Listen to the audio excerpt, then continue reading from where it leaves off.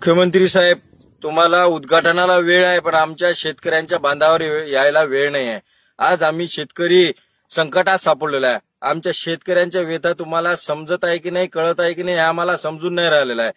मुख्यमंत्री साहेब, शेतकऱ्यांच्या मुलांना कायदा हातात घ्यायला भाग पाडू नका। शेतकऱ्यांच्या मुलांनी जर कायदा हातात घेतला तर तुम्हाला त्याचे परिणाम भोगावे लागेल।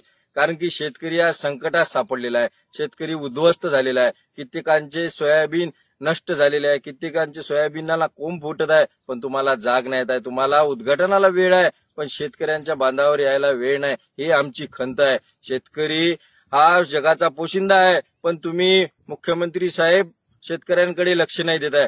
तात्काळ ओला दुष्काळ जाहीर करा, हेक्टरी 50,000 रुपये शेतकऱ्यांना मदत द्या आणि तात्काळ कर्जमाफी करून शेतकऱ्यांना न्याय देण्याचं काम करा। तेव्हा शेतकरी जगेल, नाही तर शेतकरी मेल्याशिवाय राहणार नाही। याचं पाप तुम्हाला भोगावं लागेल।